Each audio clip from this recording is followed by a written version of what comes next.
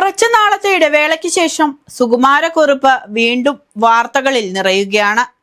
കേരളത്തിലെ ഏറ്റവും കുപ്രസിദ്ധമായ ചാക്കോ വധക്കേസിലെ പിടികിട്ടാപ്പുള്ളി സുകുമാരക്കുറുപ്പ് ജീവിച്ചിരിപ്പുണ്ടെന്നും ബ്രൂണയിൽ കഴിയുന്നുണ്ടെന്നുമുള്ള സംശയമാണ് വീണ്ടും ചർച്ചകൾക്ക് വഴി തുറന്നിരിക്കുന്നത്.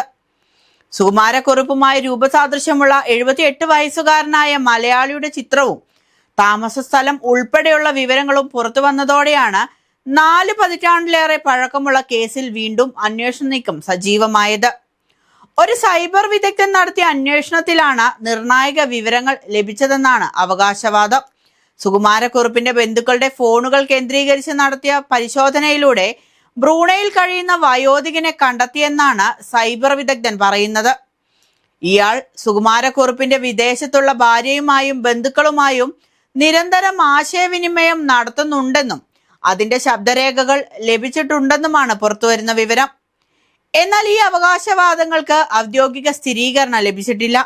വയോധികൻ ഒരു ചൈനീസ് പൗരനൊപ്പം ബ്രൂണയിൽ ബിസിനസ് നടത്തുകയാണെന്നതാണ് സൂചന.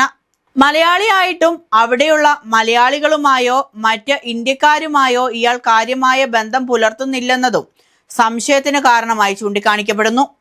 ഇയാൾക്ക് സാധുവായ പാസ്പോർട്ടോ മറ്റ് യാത്രാരേഖകളോ ഇല്ലെന്നും വ്യാജരേഖകൾ ഉപയോഗിച്ചായിരിക്കാമെന്നുമുള്ള വിവരങ്ങളും പുറത്തുവരുന്നുണ്ട്. ആധുനിക സാങ്കേതിക വിദ്യയുടെ സഹായത്തോടെ ഇയാളുടെ ചിത്രങ്ങളും സുകുമാരക്കുറുപ്പിന്റെ പഴയ ചിത്രങ്ങളും താരതമ്യം ചെയ്തിട്ടുണ്ടെന്നാണ് റിപ്പോർട്ട്. എന്നാൽ രൂപസാദൃശ്യം മാത്രം അടിസ്ഥാനമാക്കി കണ്ടെത്തിയത് സുകുമാരക്കുറുപ്പിനെ ആണെന്ന് ഉറപ്പിക്കാൻ കഴിയില്ല. വിരലടയാളം, DNA പരിശോധന, പഴയ രേഖകൾ, കുടുംബാംഗങ്ങളുമായുള്ള ബന്ധം എന്നിവ ശാസ്ത്രീയമായി പരിശോധിക്കേണ്ടതുണ്ട്. ബ്രൂണയിൽ നേരിട്ട് അന്വേഷണം നടത്തണമെങ്കിൽ ഇന്റർപോളിന്റെയും കേന്ദ്ര ഏജൻസികളുടെയും സഹായവും ആവശ്യമാണ്. സുകുമാരക്കുറുപ്പിനെതിരെ നേരത്തെ ഇന്റർപോൾ റെഡ് കോർണർ നോട്ടീസ് പുറപ്പെടുവിച്ചിരുന്നു. വാർത്ത പുറത്തു വന്നതിന് പിന്നാലെ ആഭ്യന്തരമന്ത്രി രമേശ് ചെന്നിത്തല അന്വേഷണത്തിന് നിർദ്ദേശം നൽകി.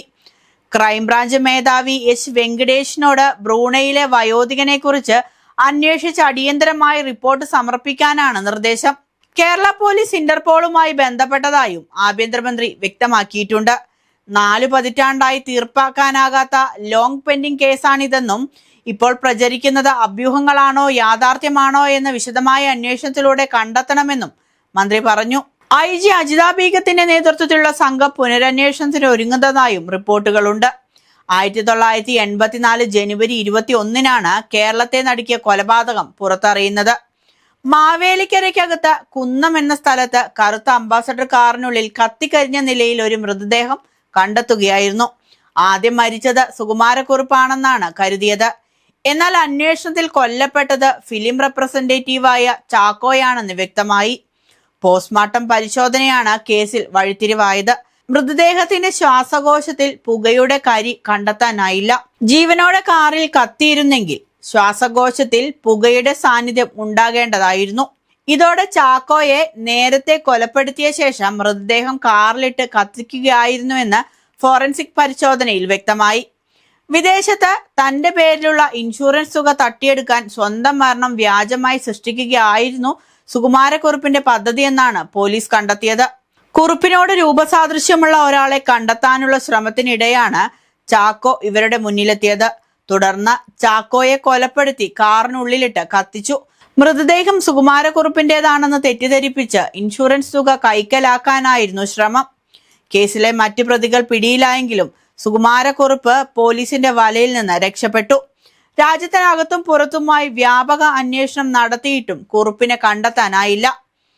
പല കാലങ്ങളിൽ കേരളത്തിലും ഉത്തരേന്ത്യയിലും വിദേശ രാജ്യങ്ങളിലും കുറുപ്പിനെ കണ്ടെന്ന വാർത്തകൾ പുറത്തുവന്നു.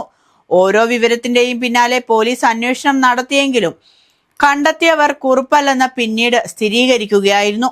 ഹൃദ്രോഗിയായിരുന്ന കുറുപ്പ് ഇപ്പോൾ ജീവിച്ചിരിക്കാൻ സാധ്യത കുറവാണെന്ന വിലയിരുത്തലിനെ തുടർന്ന് കേസ് അവസാനിപ്പിക്കുന്നതിനെ കുറിച്ച് അന്വേഷണ സംഘം ആലോചിക്കുന്നതിനിടെയാണ് ബ്രൂണയിൽ നിന്നുള്ള പുതിയ വിവരം പുറത്തുവരുന്നത്. ഇത്തവണ ചിത്രവും താമസ സ്ഥലവുമെന്ന് പറയപ്പെടുന്ന വിവരങ്ങളും ബന്ധുക്കളുമായുള്ള ആശയവിനിമയത്തിന്റെ സൂചനകളും ലഭിച്ചതാണ് മുൻകാല റിപ്പോർട്ടുകളിൽ നിന്നുള്ള പ്രധാന വ്യത്യാസം. പുതിയ വാർത്തകളിൽ പ്രതീക്ഷയുണ്ടെന്ന് കൊല്ലപ്പെട്ട ചാക്കോയുടെ മകൻ പ്രതികരിച്ചു.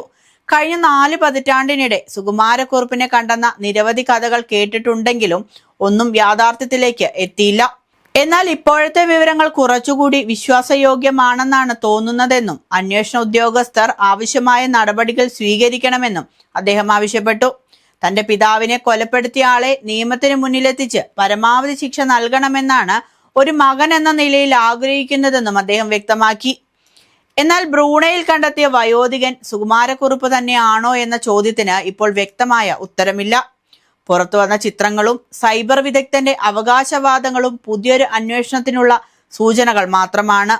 ശാസ്ത്രീയ പരിശോധനകളും ഔദ്യോഗിക സ്ഥിരീകരണവും പൂർത്തിയായാൽ മാത്രമേ കേരളം 4 പതിറ്റാണ്ടായി അന്വേഷിക്കുന്ന പിടികിട്ടാപ്പുള്ളി തന്നെയാണോ ബ്രൂണയിലെ ആ വയോധികനെന്ന് വ്യക്തമാകൂ. ഒരിക്കൽ കൂടി സുകുമാരക്കുറുപ്പിന്റെ പേര് കേരളത്തിന്റെ ചർച്ചകളിൽ നിറയുകയാണ്.